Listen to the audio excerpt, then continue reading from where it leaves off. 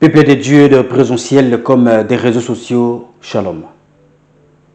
Nous souhaitons que ce dimanche de la Pentecôte vous trouve en parfaite santé, vous et vos proches, et vous saluons dans le précieux nom du Seigneur Jésus.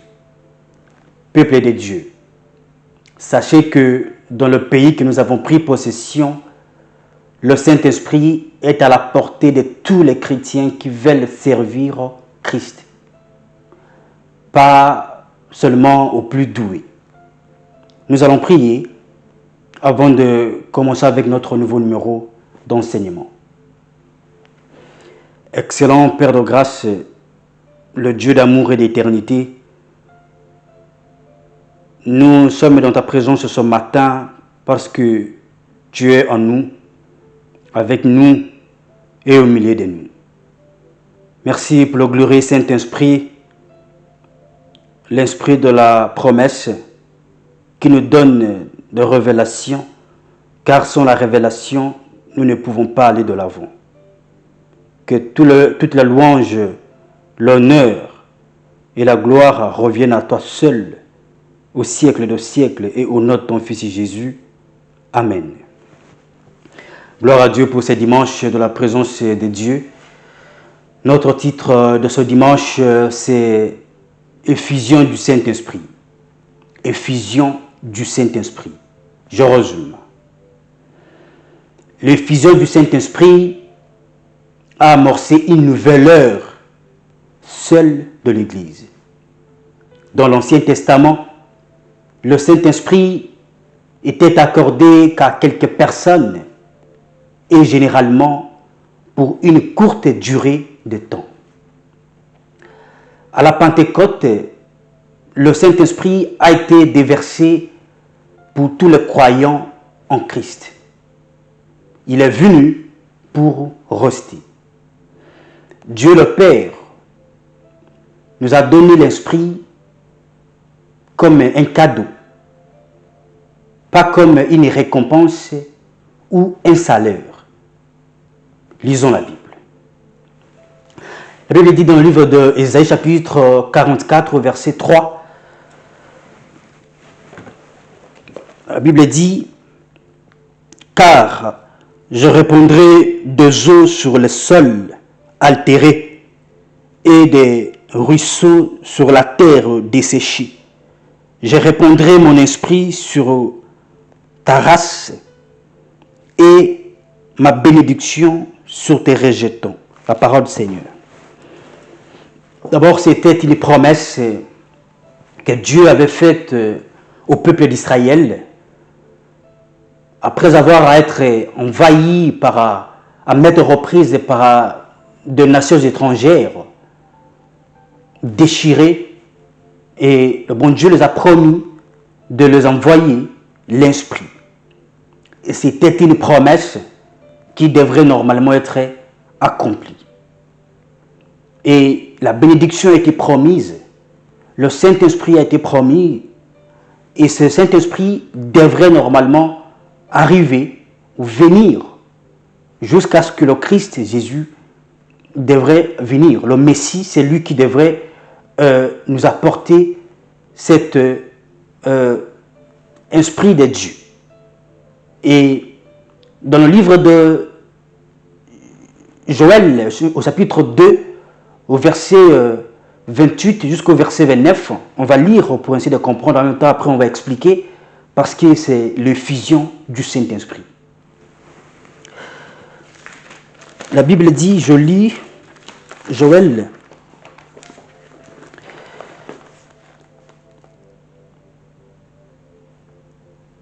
la Bible dit, après cela, je répandrai mon esprit sur toute chair. Vos fils et vos filles prophétiseront, vos vieillards auront des songes et vos jeunes gens des visions. Même sur les serviteurs et sur les servantes, dans ces jours-là, je répandrai mon esprit. La parole du Seigneur. D'abord, c'est une promesse qui se répète toujours parce que les prophètes étaient en train d'apporter le message que le Seigneur, que Dieu, le Créateur, le Tout-Puissant, les avait promis, ne les avait pas oubliés, nous y compris. À l'époque, il n'y avait pas assez, le Saint-Esprit n'était pas fréquent comme aujourd'hui. Le Saint-Esprit était réservé qu'à quelques personnes. Et lorsqu'il venait, c'était pour une mission spécifique, une mission spéciale pour opérer, pour apporter le message de Dieu. Et c'était généralement aux gens qui étaient au loin de Dieu. Et le Saint-Esprit n'était pas venu pour rester à l'époque de l'Ancien Testament. Il venait justement pour accomplir une mission. Après, il est quitté. Il vient chez vous, il vous envoie et vous opérez de la part de Dieu. Vous envoie peut-être une personne que Dieu a recommandée et il vous quitte. Vous redevenez normal. Vous redevenez un être naturel. Dieu nous a dit que vos fils et vos jeunes gens auront des songes et prophétiseront, etc. Cela ne veut pas dire que lorsque le Saint-Esprit va venir, ou lorsque le Saint-Esprit est déjà venu, nous allons arriver, vous allez comprendre, ce n'est pas que nous puissions utiliser de prophéties pour notre intérêt. Ou bien parce que Dieu ne nous a pas dit ou Dieu ne nous a pas parlé et nous commençons seulement à prophétiser parce que nous avons ces dons. Non. Et Jésus nous a bien parlé pour qu'il n'y ait pas de désordre, pour qu'il n'y ait pas d'aventureux sur ce chemin-là, sur notre marche avec le Seigneur. Jésus nous dit dans le livre de Jean chapitre 14 au verset 15 jusqu'au verset 17, comme ça on va expliquer ensemble.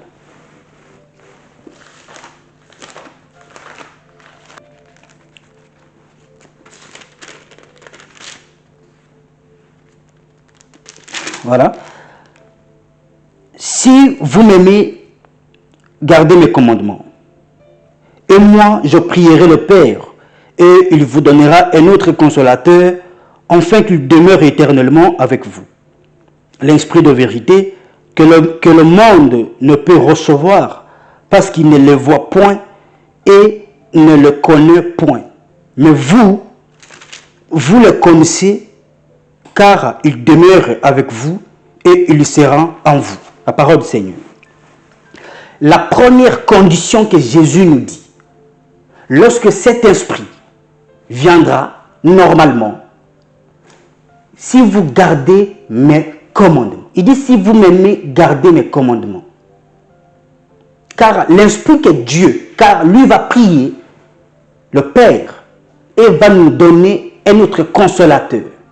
Le glorieux Saint-Esprit, l'Esprit Saint, l'Esprit fort, l'Esprit puissant de Dieu, pour demeurer avec nous éternellement. Il dit encore que le monde ne connaît pas cet esprit. Les païens ne connaissent pas cet esprit. Les gens qui n'ont pas de commandement de Dieu en eux, qui ne gardent pas les commandements de Dieu, de Christ bien entendu, ils n'ont pas cet esprit saint de Dieu. Car ils ne les connaissent même pas. Mais nous, si nous gardons ces commandements, le glorieux Saint-Esprit va rester en nous, va opérer en nous, va agir en nous. Car il est venu pour une mission spéciale. Il est venu pour une prophétie, pour accomplir tout dont Jésus-Christ a laissé. Il est venu pas pour abolir, pas pour effacer, mais justement pour travailler en communion avec la parole de Dieu. Car l'Esprit de Dieu, qui est le glorieux Saint-Esprit, ne peut pas parler, ne peut pas prophétiser et exclure la parole de Dieu. Jésus nous dit, vous devez d'abord garder mes commandements. Les commandements de Jésus sont dans sa parole. Alors, si nous voulons que le glorieux Saint-Esprit agisse en nous, marche avec nous, intercède pour nous, nous révèle, nous distribue les dons spirituels pour l'édification de l'Église, pour l'édification du corps de Christ, pour tout ce qui est, un travail ou un service efficace pour le Seigneur, nous sommes obligés d'abord de garder les commandements de Dieu. Car cet esprit n'est pas venu pour rentrer comme était à l'époque dans l'Ancien Testament. Dans l'Ancien Testament, l'Esprit Saint venait opérer et après il rentre. Mais maintenant, il est venu pour demeurer en nous éternellement, car c'est Jésus qui a demandé, qui a prié à Dieu, au Seigneur Dieu le Père pour que nous ayons cet esprit, pour que nous puissions rester, travailler avec lui ensemble jusqu'à ce que nous laisserons ce monde si bas. Cet esprit de Dieu, oui, vos enfants prophétiseront. Oui, vos petits-fils et vos petits-enfants prophétiseront au roi des songes et vos vieillards, etc. Tout ce que vous voulez. C'est effectivement. Mais les prophéties en question ne peuvent pas contredire la parole de Dieu. Ne peuvent pas contredire les commandements de Dieu. Ce que Dieu a dit, soi-disant, de la part de l'Esprit Saint, bien entendu, ne peut pas contredire ce que Dieu nous demande dans sa parole. Car les deux doivent fonctionner ensemble. Et les deux agissent toujours ensemble, fonctionnent toujours ensemble, marchent toujours ensemble. Alors, celui qui prétend avoir l'Esprit Saint en lui et exclut les commandements de Dieu, exclut la précieuse parole de Dieu, la personne ne vient pas de Dieu et n'a pas le glorieux Saint-Esprit. Car le diable aussi, c'est un esprit. Oui, mais c'est un esprit mauvais. C'est un esprit malin qui a été jeté du ciel parce que à cause de sa rébellion contre Dieu le Père. Et le diable, cet esprit-là, ne peut pas vouloir glorifier le Seigneur. Ne peut pas vouloir associer Dieu ou la parole de Dieu dans ses actions ou dans ses actes. Ou il peut seulement prendre n'importe quel, un verset à gauche, à droite pour essayer de mélanger, pour distraire le peuple de Dieu. Mais si seulement si le glorieux Saint-Esprit qui est venu habiter en nous, il y aura toujours une communion avec la parole de Dieu. Et le commandement de Dieu seront gardés en nous. À celui qui porte, à celui qui a le glorieux Saint-Esprit, a toujours les commandements de Dieu dans sa bouche et dans sa vie active ou quotidienne, si vous voulez. Au verset, toujours au chapitre 14, au verset 26, écoutez, au verset 26, la Bible dit ceci. Mais le consolateur, l'Esprit Saint, que le Père enverra en mon nom, vous enseignera toutes choses et vous rappellera tout ce que je vous ai dit. La parole du Seigneur. Donc, l'Esprit Saint a été envoyé au nom de Jésus. C'est en son nom. Et Jésus nous dit que cet Esprit Saint qui va venir à la Pentecôte, on va arriver tout à l'heure, ou qui est déjà venu, cet Esprit nous enseignera tout ce que Jésus nous a déjà enseigné. Qu'est-ce que Jésus nous a déjà enseigné? Jésus a tout dit, a tout enseigné dans sa parole. Voilà pourquoi les commandements de Dieu doivent être respectés à une personne qui transporte et qui a le glorieux Saint-Esprit. La piété. On peut, bien entendu, imiter les bonnes œuvres. Amen. Ou les dons spirituels. On peut imiter, on peut vouloir faire comme l'autre. Mais on ne peut jamais imiter la piété. On ne peut jamais imiter la sainteté. Donc, mais celui qui a le glorieux Saint-Esprit vit une vie pieuse, vit avec une direction qui est liée à la parole de Dieu. L'obéissance au commandement de Dieu ne peut pas sortir de la parole de Dieu pour prophétiser parce qu'il a le don il a le Saint-Esprit en lui. Non, c'est un cadeau. C'est un don que Dieu nous a fait. Alors, nous devons respecter ces cadeaux. Nous devons respecter ce glorieux Saint-Esprit qui a été envoyé au nom de Jésus pour qu'il puisse nous rappeler tout ce que Jésus-Christ nous a enseigné déjà. Pour qu'il puisse nous enseigner tout ce que Jésus-Christ nous a dit. Et qu'est-ce que Jésus nous a dit? Amen. Qu'est-ce que Jésus nous a dit? Et tout ce que Jésus nous a dit sont les commandements de Jésus. Et ces commandements sont dans sa parole. Alors, l'effusion du Saint-Esprit n'est pas là pour exclure la parole de Dieu pour qui est un mouvement du Saint-Esprit, non un mouvement prophétique. Non. La prophétie, un prophète n'est pas normalement du tout apprécié, mais il est apprécié par son travail qui est lié à la parole de Dieu. Si lui, le prophète, parle de Dieu, parle de la parole de Dieu, ce prophète est réellement apprécié et aura de la valeur aux yeux de Dieu. Nous avons beaucoup de charlatans. Nous avons beaucoup de gens qui racontent du n'importe quoi au nom de Dieu. Dieu ne les a même pas envoyés. Dieu ne les a même pas recommandés de dire, de prophétiser, de voir. Oui, avec d'abord tout chrétien a le pouvoir de voir et de chasser. Je dis bien de prophétiser même sur sa propre vie. On va arriver. Pourquoi? Parce que le glorieux Saint-Esprit est déjà en vous. Vous l'avez reçu.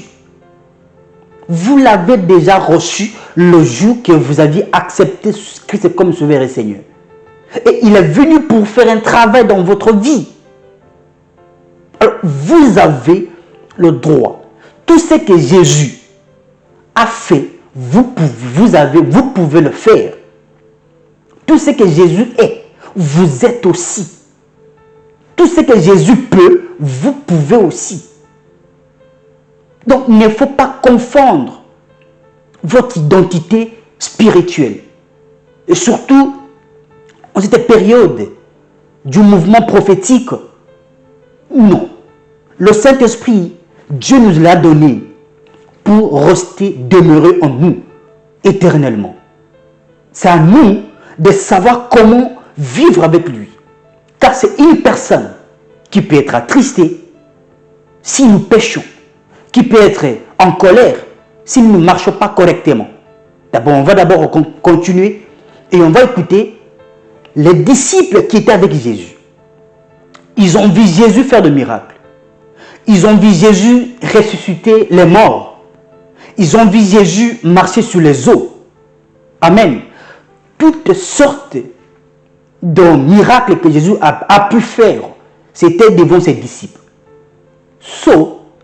Jésus, avant de le laisser faire leur œuvre, leur travail, les a dit une parole. Écoutez, Actes chapitre 1, verset 8.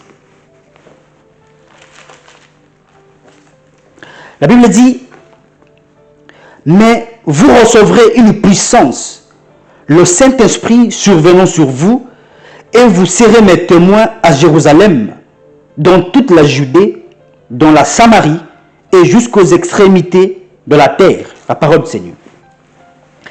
La Bible dit, Jésus dit à ses disciples, oui, vous avez tout vu tout ce que je fais.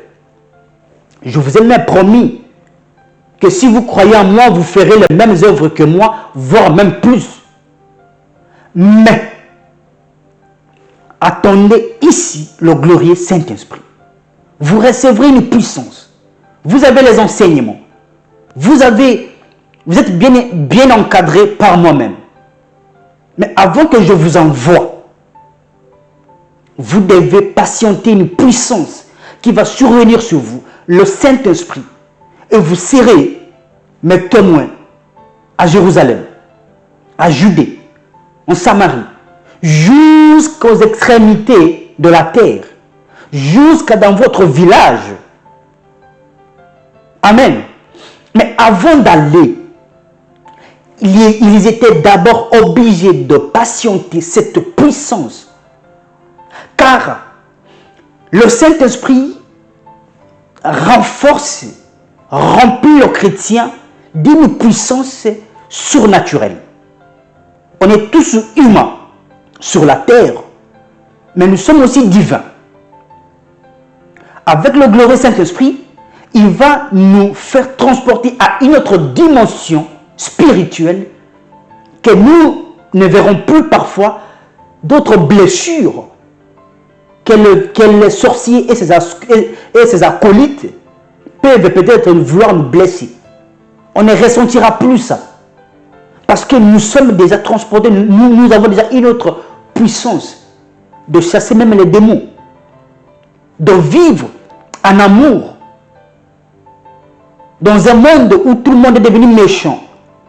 Mais celui qui a le Saint-Esprit va vivre en amour, dans la paix, dans la joie. On va voir les fruits du Saint-Esprit se manifester en lui. C'est à ce moment-là qu'il y aura la différence, qu'il va commencer à gagner même les âmes, à faire le travail que Jésus-Christ lui a envoyé. Il va réellement devenir un véritable témoin de Christ partout où il va fréquenter. Même dans son propre village, même dans son propre foyer, même dans son propre travail, même dans son voyage. Partout où vous allez vous retrouver. Si vous avez cette puissance du glorieux Saint-Esprit, vous allez être un véritable témoin du Christ, car le Saint-Esprit renforce la puissance du chrétien. Le Saint-Esprit recharge la force du chrétien. On ne peut pas faire un grand travail pour le Seigneur si nous n'avons pas la puissance du Saint-Esprit. Ici, c'était les disciples de Jésus. Ici, c'était les disciples de Jésus. On n'a pas besoin de corrompre pour devenir pasteur ou prophète. Non, on a besoin de la puissance du Saint-Esprit. Lorsque nous avons le Saint-Esprit à nous, on va seulement s'asseoir comme ça et on se lève et on tient notre Bible et on commence à prophétiser. On commence à prêcher la parole pour gagner les âmes. Car la première mission de disciples de Jésus était d'aller gagner, de faire toutes les nations les disciples de Christ. Amen. Donc, celui qui gagne les âmes est un véritable disciple de Christ. Et on ne peut pas gagner les âmes tout en état charnel, tout en état naturel. On doit d'abord être rempli de la puissance du Saint-Esprit. Jésus même d'ailleurs, dans le livre de Luc chapitre 4, verset 1, vous allez voir, la Bible dit Jésus fut rempli par la puissance du Saint-Esprit et conduit par le Saint-Esprit. Il faut d'abord être rempli et conduit. Mais pour tout ça, nous allons lire la Bible pour voir comment les disciples avaient reçu cette puissance du jour de la Pentecôte. Lisons la Bible. Actes chapitre 2, versets 1 à 4. La Bible dit, le jour de la Pentecôte, ils étaient tous ensemble dans le même lieu. Tout à coup, il vint du ciel un bruit comme celui d'un vent impétueux. Et il remplit toute la maison où ils étaient assis. De langues semblables à des langues de feu leur apparurent, séparées les unes des autres, et se posèrent sur chacun d'eux. Et ils furent tous remplis du Saint-Esprit et se mirent à parler à d'autres langues, selon que l'Esprit leur donnait de s'exprimer. La parole du Seigneur. C'était à ce moment-là. Jésus n'est plus avec eux. Mais il les avait promis de les envoyer une puissance, un consolateur, un paraclétos. Un paraclétos. Ça veut dire que à partir de ce moment-là, d'abord, ils étaient cachés dans une chambre haute parce qu'on les cherchait pour les lapider, pour les maltraiter. Ils étaient mal maltraités même, si je peux dire. Directement, ils avaient peur d'être lapidés, d'être tués. Mais quand cette puissance était descendue, les ont envahis. Pierre était sorti, ils avaient commencé à prêcher Christ crucifié. Ils avaient au moins plus de 3000 personnes converties le même jour, à même instant-là, à la même heure d'ailleurs. C'est pour dire que cette puissance du Saint-Esprit nous donne d'abord le courage, la force de sortir de notre peur, notre zone de confort, pour aller dans notre lieu que Dieu nous a dit de faire, dans notre mission. Je peux dire, le glorieux Saint-Esprit nous remplit d'une force, d'une puissance qui nous donne le courage et de sortir dans notre zone de confort pour aller à notre endroit dans une mission que Dieu nous a destinée. Car l'Esprit ne peut pas nous déposer là où il y a le confort. Non. L'Esprit de Dieu, j'avais même prêché ça le jour où j'avais le jour de la Pâque, que l'Esprit de Dieu nous transporte toujours là où il y a une mission. Là où il y a une mission. Et il va vous déposer là où il y a une mission. Et le jour-là, lorsque le Saint-Esprit était envahi aux disciples, il les a emmenés. Il les a donné un courage de prêcher Christ est ressuscité. Les fusions du Saint-Esprit étaient envahis. Et il y avait plus de 3000 âmes gagnées ces jours-là.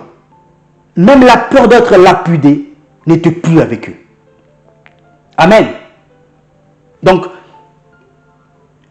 Dieu nous donne son esprit comme un cadeau pour que nous puissions faire son travail. Et le Saint-Esprit est à la portée de tout chrétien qui veulent servir Christ. Le Saint-Esprit va se servir de cette personne pour l'utiliser. Et il ne peut pas vous utiliser si vous n'êtes pas lié à la parole de Dieu. Car Dieu ne peut pas faire et exclure sa parole. Le glorieux Saint-Esprit ne peut pas agir et exclure sa parole. Car Jésus nous a dit, on avait lu tout à l'heure que le Saint-Esprit que Dieu va envoyer à mon nom va vous enseigner, va vous rappeler tout ce que je vous ai déjà dit. Alors, il ne viendra pas inventer les choses que Dieu nous a déjà dites, enseignées, nous rappeler. Nous mettons la parole de Dieu jour et nuit.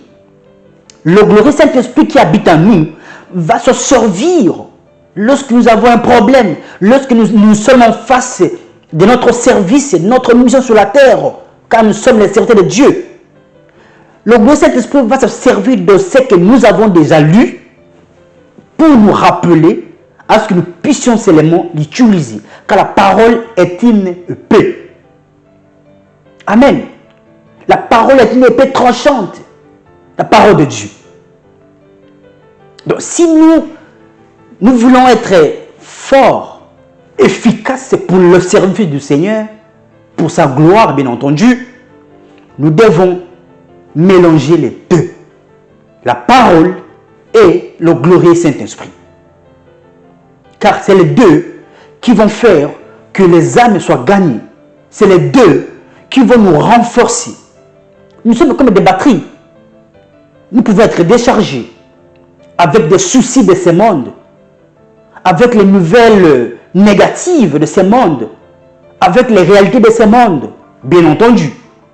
Mais lorsque le Saint-Esprit, l'Esprit Saint, l'Esprit de la promesse, l'Esprit puissant de Dieu est en nous, nous aurons une force de continuer, une force de prêcher. Parce que beaucoup sont découragés dans ces ministères. Le fait qu'ils ne sont pas payés, ils n'ont pas d'argent, et ils se découragent. Parce que nous allons les reconnaître. Celui qui a le Saint-Esprit ne peut pas se décourager. Celui qui est rempli du Saint-Esprit ne peut jamais abandonner l'œuvre de Dieu. Car c'est là même qu'il trouve son bonheur. Car s'il n'a pas péché, s'il n'a pas gagné l'âme, en vrai, ce n'est pas le mensonge de prophétiser pour gagner de l'argent. Nous, notre salut, car le Saint-Esprit va nous rappeler que nous verrons le Seigneur pour que nous ayons une vie éternelle. Faisons son travail. Il va nous rappeler tout ce que Jésus-Christ a enseigné à ses disciples qui se trouvent dans sa parole. Amen. Qui se trouvent dans sa parole. Amen. Lisons la Bible. Nous allons lire le livre de 1 Corinthiens chapitre 12 au verset 13. La Bible dit, je lis,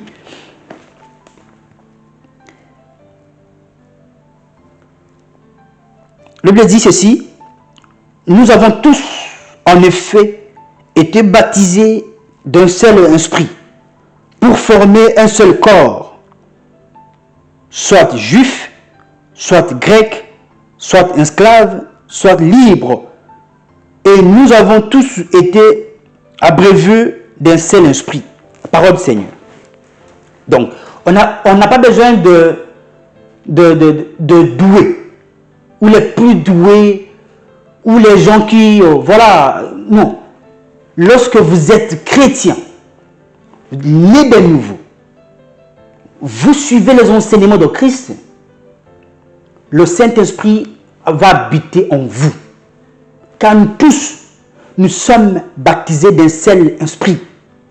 Que vous soyez grec, que vous soyez juif, que vous soyez noir, que vous soyez anglais, que vous soyez français, que vous soyez congolais, que vous soyez ivoirien, que vous soyez camerounais, que vous soyez asiatique, chinois ou autre.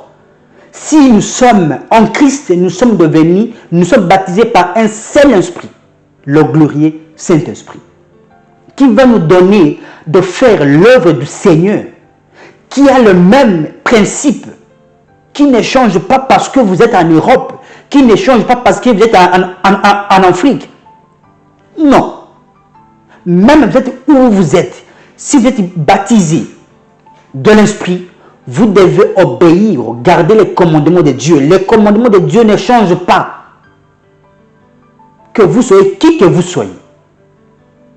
Voilà pourquoi je ne vais pas trop entrer dans des détails ou bien les débats de gens qui font des débats pour soutenir, voilà, Dieu voit que l'extérieur.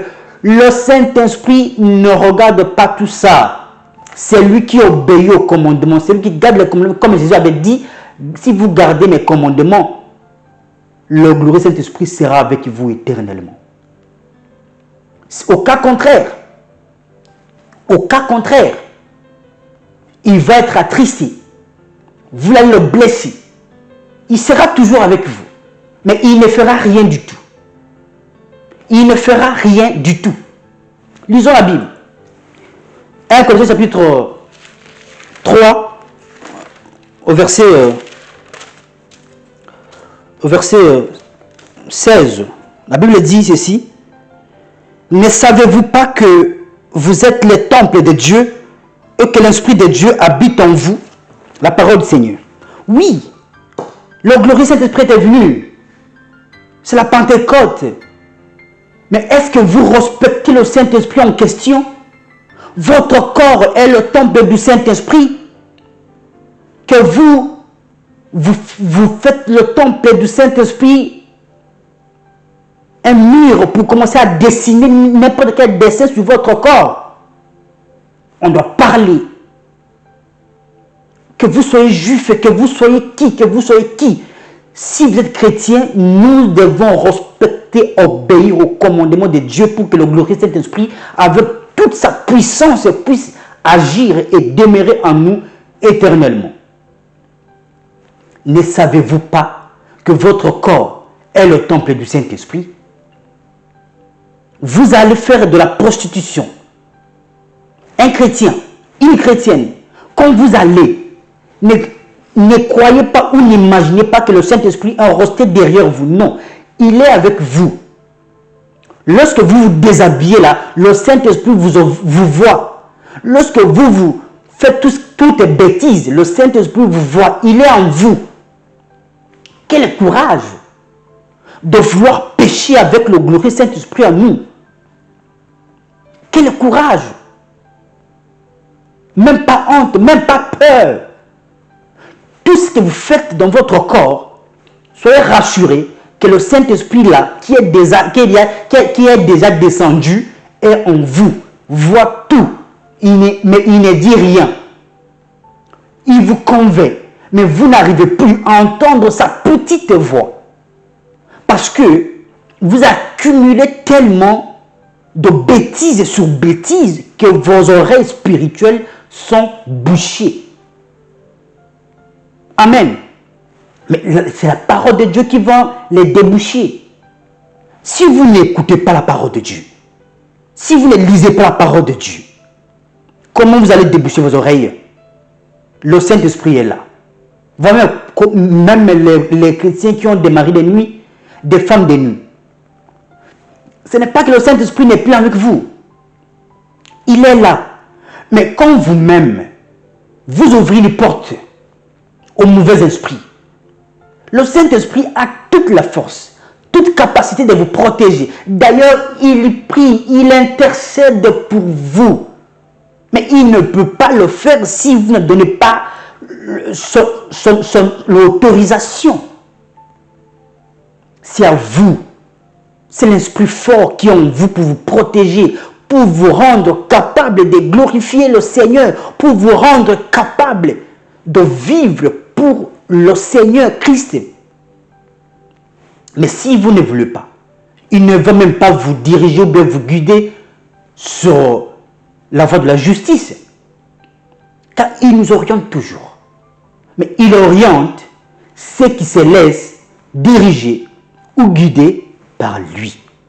Et non ceux qui font de leur corps comme un laisser-aller, que le diable peut entrer, faire ce qu'il veut. J'écoute n'importe quelle musique que je veux.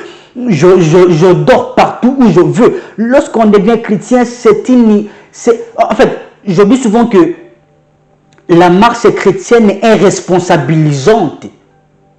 La vie de Dieu en nous est responsabilisante. Nous devons être responsables de ce que nous faisons, de nos actions et autres. C'est à cela que nous allons obéir au glorieux Saint-Esprit qui habite en nous. Au cas contraire, il sera attristé. Il sera attristé. Il sera attristé. Éphésiens chapitre 5, verset 18, écoutez. Éphésiens 5, verset 18. La Bible dit: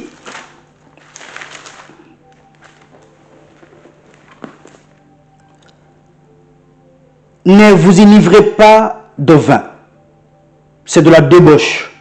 Soyez au contraire remplis de l'esprit. La parole Seigneur. Donc ne vous enivrez pas. C'est l'apôtre Paul qui nous recommande. Le Saint-Esprit est déjà nous, chrétiens, chrétiennes. Réveillez-vous. Aucun mauvais esprit peut nous dominer, peut nous influencer dans le négatif. Si nous respectons ces temples, notre corps, il a racheté ça à un grand prix et il habite à l'intérieur. Dieu a racheté notre corps à un grand prix, de son sang d'ailleurs, du sang de son Fils Jésus. Et le glorieux Saint-Esprit est venu pour habiter dans ce temple, dans ce corps. Aucun mauvais esprit peut entrer si nous n'ouvrons pas la porte. Respectez le glorieux Saint-Esprit qui est en vous. Et vous verrez votre vie chrétienne prendre une autre dimension. Vous ne verrez pas de changement. Est-ce que vous obéissez au glorieux Saint-Esprit? Vous buvez comme pas possible. Ne buvez pas. Il dit ne vous enivrez pas de vin.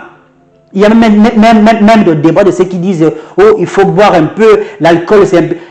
Écoutez, deux esprits ne peuvent pas cohabiter ensemble.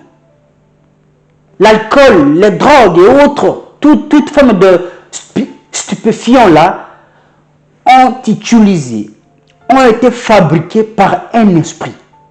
Alors si vous les buvez, si vous les consommez, vous attristez le glorieux Saint-Esprit. Et la Bible nous recommande La Bible nous en supplie. La Bible nous interpelle. Soyez enivrés de l'esprit. Pas de l'alcool. Pas d'autres stupéfiants. Frères et sœurs, nous avons toute possibilité de vivre victorieusement dans ce monde. Mais si nous ne faisons pas attention, nous serons le plus malheureux de tous. Et 1 Thessaloniciens au chapitre 5 au verset 19 dit, la Bible dit, n'éteignez pas l'esprit. La parole du Seigneur. On va chuter là-bas. N'éteignez pas l'esprit. N'éteignez pas l'esprit. Avec toute votre conduite, vous pouvez éteindre la puissance du Saint-Esprit qui allume en vous. Soyez sages et le discernement, soyez prudents dans votre marche. Dieu nous a donné un cadeau, un don du Saint-Esprit qui va nous aider, qui prie pour nous, qui fait tout pour nous, pour que notre vie chrétienne soit merveilleuse, ait de bons fruits, pour que nous ayons de bons fruits dans ce monde. Du succès avec le glorieux Saint-Esprit, pour que nous gagnions des âmes, pour que nous soyons agréables devant Dieu. Car on ne peut pas tout faire de nous-mêmes, mais le Saint-Esprit de Dieu est là pour nous aider, pour nous permettre de vivre en tant qu'enfants de Dieu. Alors nous allons prier que Dieu voie toutes les personnes, Seigneur, toutes les personnes qui ont été irresponsablement, ils se sont mal dirigés ou comportés et ils ont attristé leur glorieux Saint-Esprit. Nous implorons, Seigneur, que le sang de Jésus qui a été versé à la croix puisse restaurer toute forme de puissance de chrétiens ou chrétiennes qui nous suivent en ces moments dans le nom de Jésus. Que le bois de la croix de Jésus puisse allumer toujours la puissance, le feu du Saint-Esprit qui devrait s'éteindre. On peut éteindre par notre conduite, par notre propre initiative, où on ne sait pas ce que nous faisons, Seigneur, ou on fait par ignorance, car l'ignorance est une malédiction et l'ignorance nous tue. Il y avait l'amour que le bois de Jésus, de la croix, puisse être toujours allumé pour que le feu du Saint-Esprit continue à briller toujours dans nos affaires, dans nos familles, dans nos ministères, dans tout ce que nous allons entreprendre, Seigneur, dans nos travaux, Seigneur. Ceux qui ont des problèmes, Seigneur, que le feu du Saint-Esprit puisse consumer toute forme de ténèbres qui règnent, qui étaient venus installer par eux-mêmes parce qu'ils ont ouvert une porte dans le nom de Jésus. Nous nous laissons simplement, Seigneur, être guidés par le glorieux Saint-Esprit. Nous nous laissons simplement, Yahvé, être conduits par le Saint-Esprit. Sans le Saint-Esprit, nous ne pouvons rien faire. Sans le Saint-Esprit, nous ne pouvons pas vivre victorieusement dans ce monde. Sans le Saint-Esprit, nous ne pouvons pas même nous soumettre à toi, Seigneur. Que le Saint-Esprit qui habite en nous soit toujours, que son feu soit allumé chaque jour, chaque instant, chaque nuit de notre vie quotidienne, dans le nom de ton Fils Jésus. On a ainsi prié. Amen.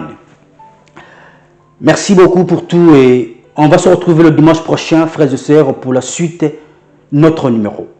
Votre frère, Pasteur Racheté.